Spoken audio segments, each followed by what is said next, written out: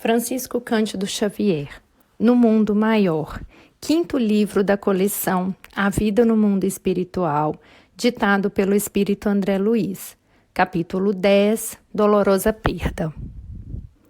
Dentro da noite, defrontamos com o aflito coração materno. A entidade que nos dirigia a palavra infundia compaixão pelas fases de horrível sofrimento. Calderaro, Calderaro, rogou ansiosa, ampara minha filha, minha desventurada filha. Oh, teria piorado? Inquiriu o instrutor, evidenciando conhecimento da situação. Muito, muito, gemeram os trementes lábios da mãe aflita. Observo que enlouqueceu de todo. Já perdeu a grande oportunidade? Ainda não, informou a interlocutora, mas encontra-se à beira de extremo desastre. Prometeu o orientador correr a doente em breves minutos e voltamos à intimidade. Interessando-me no assunto, o atencioso assistente sumariou o fato. Trata-se de lamentável ocorrência, explicou-me bondoso, na qual figuram a leviandade e o ódio como elementos perversores. A irmã, que se despediu, há momentos, deixou uma filha na crosta planetária há 8 anos. Criada com mimos excessivos, a jovem desenvolveu-se na ignorância do trabalho e da responsabilidade, não obstante pertencer a nobilíssimo quadro social. Filha única, entregue desde muito cedo ao capricho pernicioso, tão logo se achou sem a materna assistência no plano carnal. Dominou governantes, subordinou criadas, burlou a vigilância paterna e, cercada de facilidades materiais, precipitou-se aos 20 anos nos desvarios da vida mundana. Desprotegida, assim, pelas circunstâncias, não se preparou convenientemente para enfrentar os problemas do resgate próprio.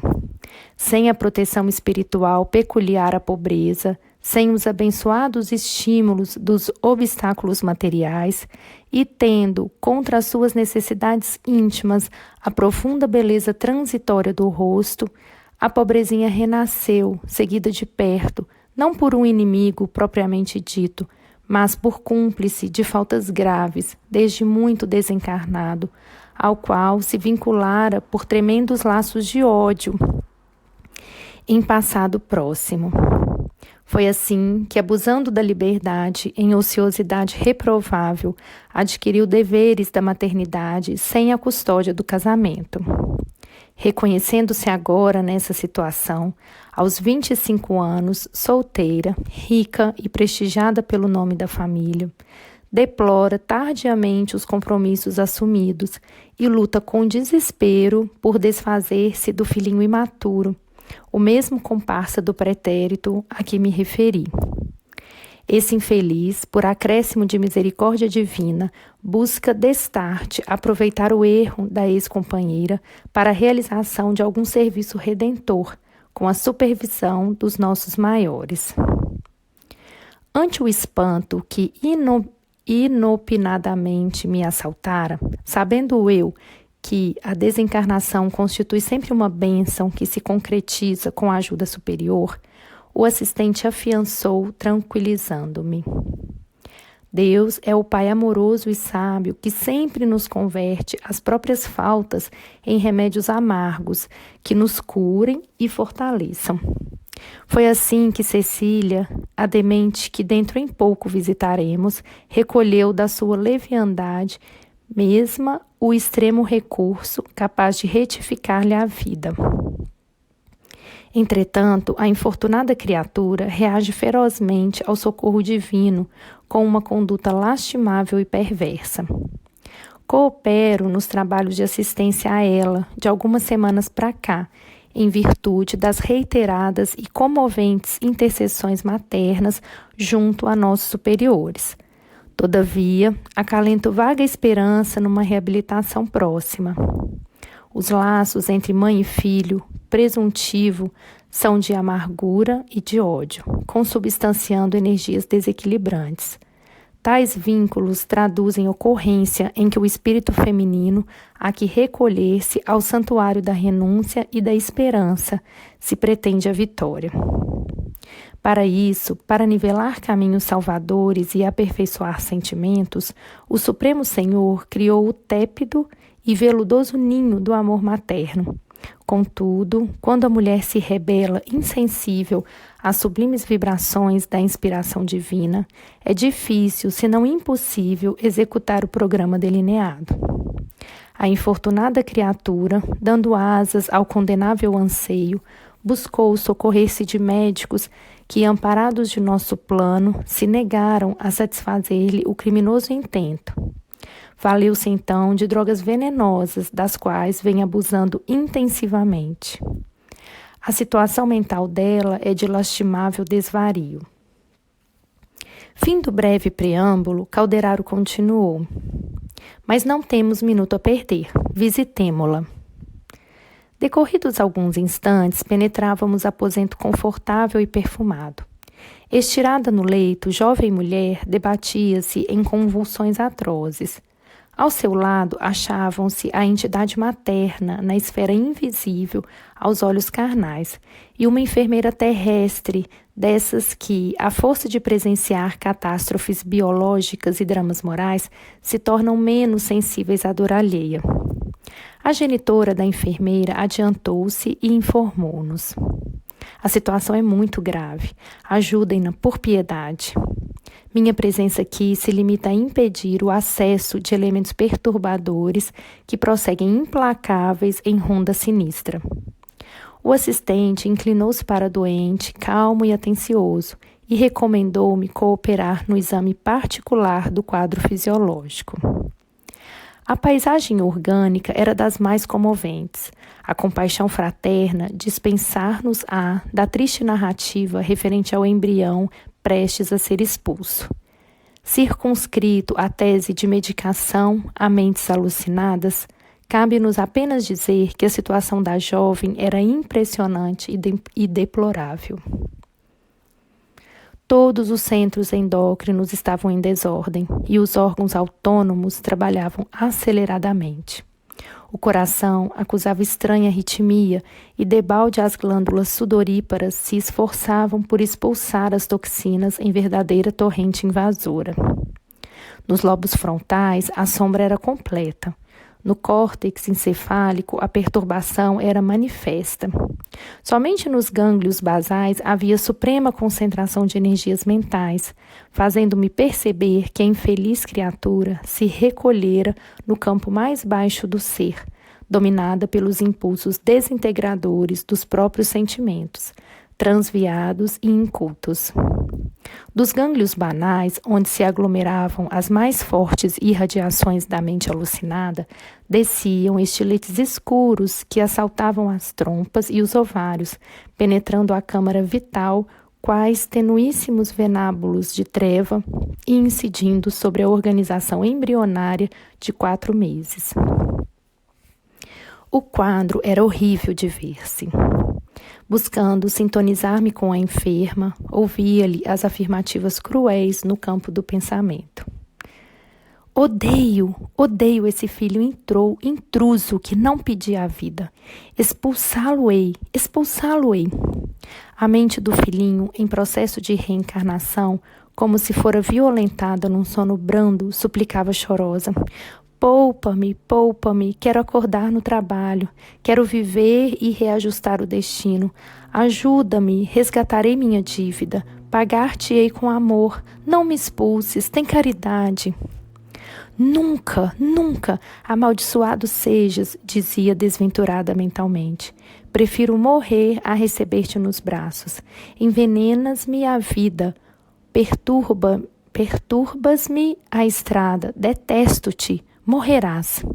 E os raios trevosos continuavam descendo a jato contínuo.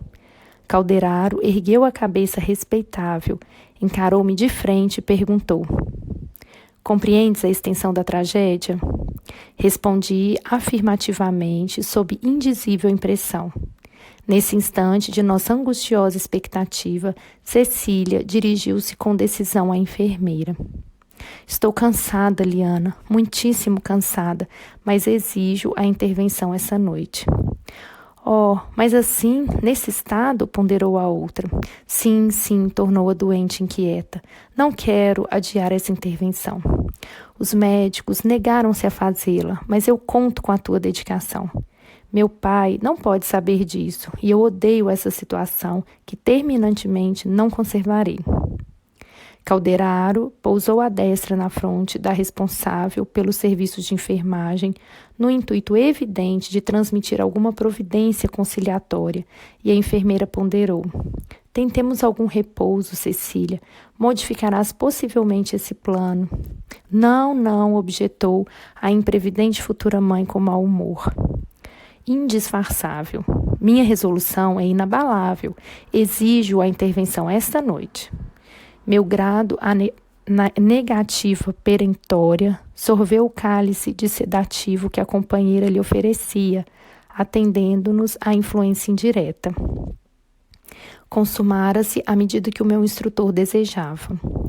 Parcialmente desligada do corpo físico, em compulsória modorra, pela atuação calmante do remédio, Calderaro aplicou-lhe fluidos magnéticos sobre o disco fotossensível do aparelho visual, e Cecília passou a ver-nos, embora imperfeitamente, detendo-se admirada na contemplação da genitora. Reparei, contudo, que se a mãezinha exuberava copioso pranto de comoção, a filha se mantinha impassível, não obstante o assombro que se lhe estampara no olhar.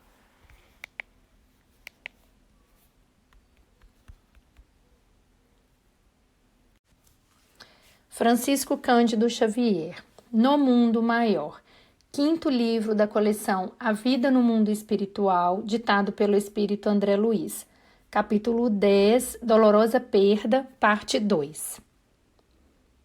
A matrona desencarnada avançou, abraçou-se a ela e pediu ansiosa: Filha querida, venho a ti, para que te não abalances a sinistra aventura que planejas. Reconsidera a atitude mental e harmoniza-te com a vida. Recebe minhas lágrimas como apelo do coração. Por piedade, ouve-me, não te precipites nas trevas quando a mão divina te abre as portas da luz. Nunca é tarde para recomeçar, Cecília, e Deus, em seu infinito devotamento, transforma as nossas faltas em redes de salvação. A mente desvairada da ouvinte recordou as convenções sociais de modo vago, como se vivera um minuto de pesadelo indefinível. A palavra materna, porém, continuou: socorre-te da consciência antes de tudo. O preconceito é respeitável, a sociedade tem os seus princípios justos. Entretanto, por vezes, filhinha, surge um momento na esfera do destino e da dor, em que devemos permanecer com Deus exclusivamente. Não abandones a coragem, a fé, o desassombro. A maternidade, iluminada pelo amor e pelo sacrifício, é feliz em qualquer parte, ainda mesmo quando o mundo, ignorando a causa de nossas quedas, nos nega recursos à reabilitação, relegando-nos à reincidência e ao desamparo. Por agora, defrontarás com a tormenta de lágrimas, o temporal da incompreensão e da intolerância vergastará teu rosto. Contudo, a bonança voltará. O caminho é empedrado e árido, os espinhos dilaceram, mas terás de encontro ao coração um filhinho amoroso, indicando-te o futuro. Em verdade, Cecília, deverias erguer teu ninho de felicidade na árvore do equilíbrio, glorificando em paz a realização de cada dia e a bênção de cada noite. Entretanto, não pudeste esperar.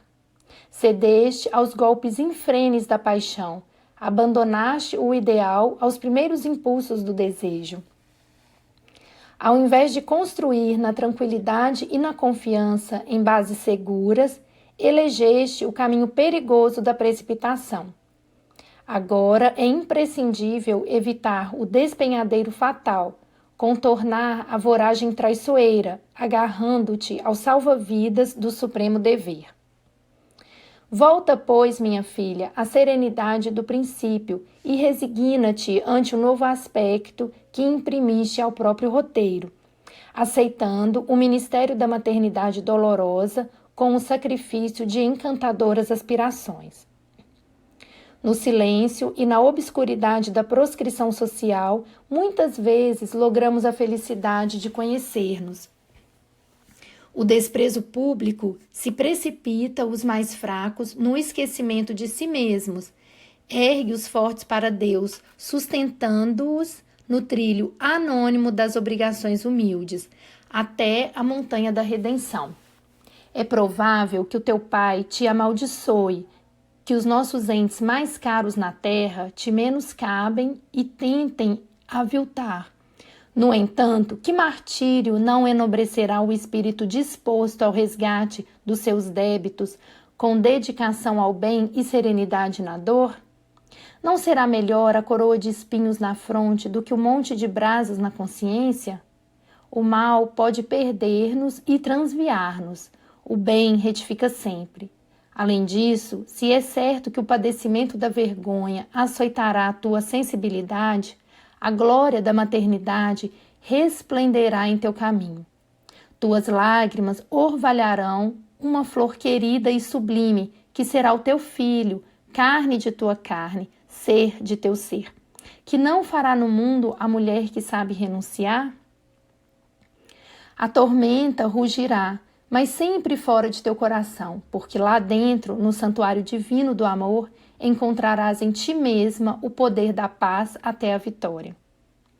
A enferma escutava quase indiferente, disposta a não capitular. Recebia os apelos maternos sem alteração de atitude. A mãezinha, porém, mobilizando todos os recursos ao seu alcance, prosseguia após intervalo mais longo. Ouve, Cecília, não te fiques nessa atitude impassível, não isoles do cérebro o coração, a fim de que teu raciocínio se beneficie com o sentimento, de modo a venceres na prova áspera.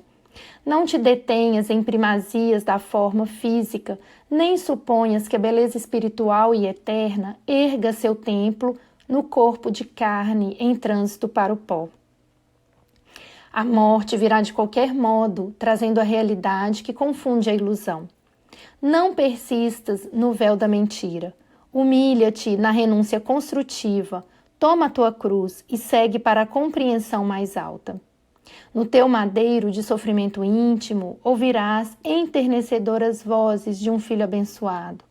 Se te alancear o abandono do mundo, será ele, junto de ti, o suave representante da divindade. Que falta te fará o manto das fantasias, se dois pequeninos braços de veludo te cinjam, carinhosos e fiéis, conduzindo-te à renovação para a vida superior? Foi então que Cecília, infundindo-me assombro pela agressividade, objetou em pensamento. Como não me disseste isso antes? Na terra sempre satisfazias meus desejos, nunca me permitiste o trabalho, favoreceste-me o ócio, fizeste-me crer em posição mais elevada que a das outras criaturas.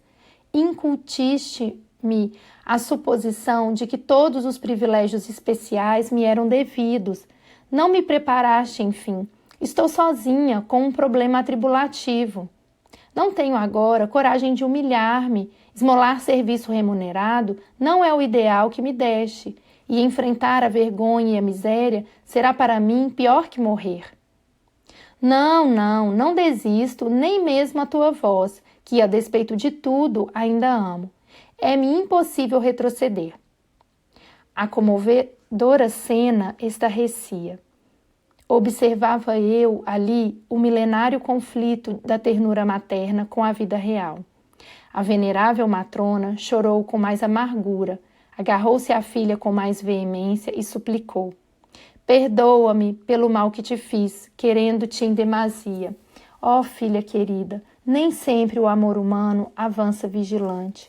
Por vezes, a cegueira nos compele a erros clamorosos, que só o golpe da morte em geral expunge. Não consideras, porém, a minha dor? Reconheço minha participação indireta em teu presente infortúnio. Mas, entendendo agora a extensão e a delicadeza dos deveres maternos, Não desejo que venhas colher espinhos no mesmo lugar onde sofro os resultados amargos de minha imprevidência. Porque eu ajo errado por excesso de ternura, não te desvies por acúmulo de ódio e de inconformação. Depois do sepulcro, o dia do bem é mais luminoso e a noite do mal é sobremaneira mais densa e tormentosa. Aceita a humilhação como bênção, a dor como preciosa oportunidade. Todas as lutas terrenas chegam e passam, ainda que perdurem, não se eternizam. Não compliques, pois, o destino. Submeto-me às tuas exprobações. Merece-as quem, como eu, olvidou a floresta das realizações para a eternidade, retendo-se voluntariamente no jardim dos caprichos amenos, onde as flores não se ostentam mais do que por fugaz minuto. Esqueci-me, Cecília, da enxada benfazeja, do esforço próprio, com o qual deverá arrotear o solo de nossa vida, semeando dádivas de trabalho edificante, e ainda não chorei suficientemente para redimir-me de tão lastimável erro. Todavia, confio em ti, esperando que te não suceda o mesmo na áspera trilha da regeneração. Antes mendigar o pão de cada dia, amargar os remoques da maldade humana, aí na terra, que menosprezar o pão das oportunidades de Deus, permitindo que a crueldade nos avassale o coração. O sofrimento dos vencidos no combate humano é celeiro de luz na experiência. A bondade divina converte as nossas chagas em lâmpadas acesas para a alma. Bem-aventurados os que chegam à morte, crivados de cicatrizes que denunciam a dura batalha. Para esses, uma perene era de paz fulgurará no horizonte, porquanto a realidade não os surpreende quando o frio do túmulo lhes assopra o coração. A verdade se lhes faz amiga generosa, a esperança e a compreensão lhes serão companheiras fiéis. Retorna, minha filha, a ti mesma, restaura a coragem e o otimismo, malgrado as nuvens ameaçadoras que te pairam na mente em delírio. Ainda é tempo, ainda é tempo. A enferma, contudo, fez supremo esforço por tornar ao invólucro de carne, pronunciando ríspidas palavras de negação inopinadas e ingratas. Desfazendo-se da influência pacificadora de Calderaro, regressou gradativamente ao campo sensorial em gritos roucos. O instrutor aproximou-se da genitora chorosa e informou. Infelizmente, minha amiga, o processo de loucura por insurgência parece consumado. Confiemo-la agora ao poder da suprema proteção divina. Enquanto a entidade materna se debulhava em lágrimas, a doente, conturbada pelas emissões mentais em que se comprazia, dirigiu-se à enfermeira reclamando. Não posso mais, não suporto. A intervenção, agora, não quero perder um minuto. Fixando a companheira por alguns instantes, com terrífica expressão, ajuntou. Tive um pesadelo horrível. Sonhei que minha mãe voltara da morte e me pedia paciência e caridade. Não, irei até o fim, preferirei o suicídio afinal. Inspirada pelo meu orientador, a enfermeira fez ainda várias ponderações respeitáveis. Não seria conveniente aguardar mais tempo? Não seria o sonho um providencial aviso?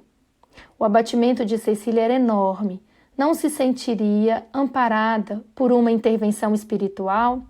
Julgava desse modo oportuno adiar a decisão?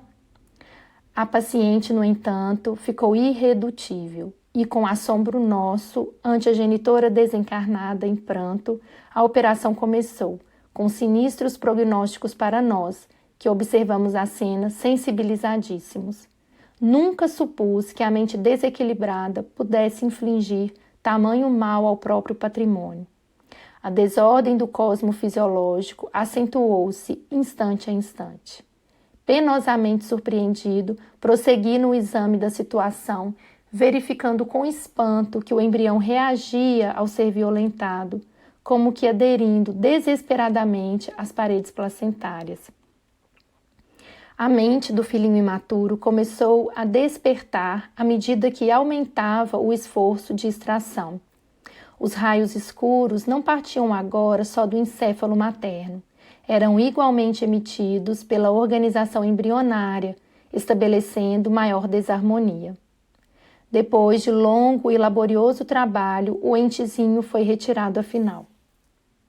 Assombrado, reparei todavia que a ginecologista, improvisada, subtraía ao vaso feminino somente pequena porção de carne inânime, porque a entidade reencarnante, como se a mantivesse atraída ao corpo materno forças vigorosas e indefiníveis, oferecia condições especialíssimas adesa ao campo celular que a expulsava. Semi-desperta, num atro pesadelo de sofrimento, refletia extremo desespero. Lamentava-se com gritos aflitivos, expedia vibrações mortíferas, balbuciava frases desconexas. Não estaríamos ali perante duas feras terrivelmente algemadas uma à outra? O filhinho, que não chegara a nascer, transformara-se em perigoso verdugo do psiquismo materno. Premindo com impulsos involuntários o ninho de vasos do útero, precisamente na região onde se efetua a permuta dos sangues materno e fetal, provocou ele o processo hemorrágico violento e abundante. Observei mais.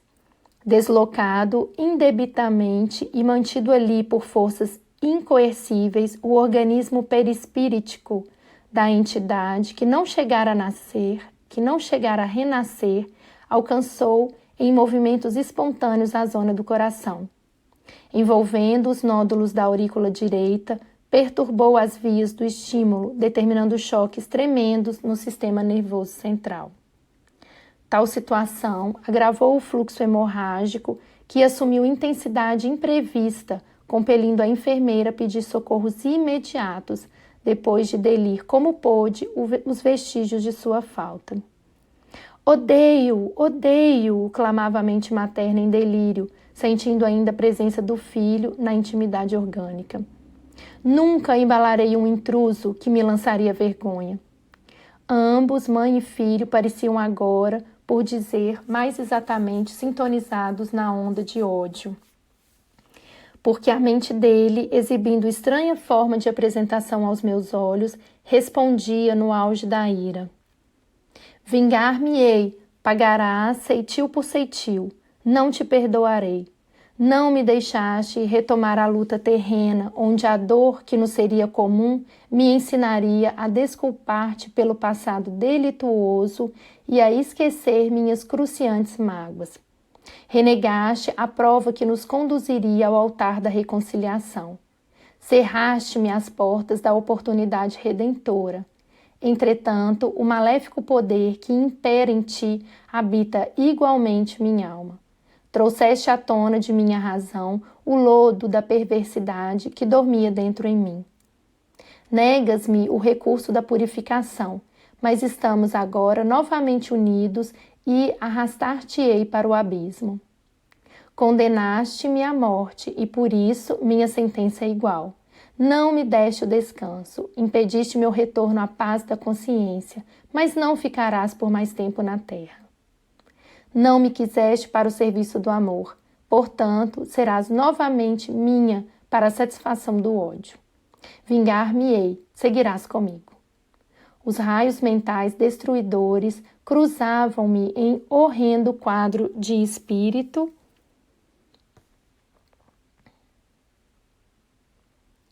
enquanto observava a intensificação das toxinas ao longo de toda a trama celular. Calderaro orava em silêncio, invocando o auxílio exterior, ao que me pareceu. Efetivamente, daí a instantes, pequena turma de trabalhadores espirituais penetrou o recinto. O orientador ministrou instruções. Deveriam ajudar a desventurada mãe que permanecia junto da filha infeliz até a consumação da experiência.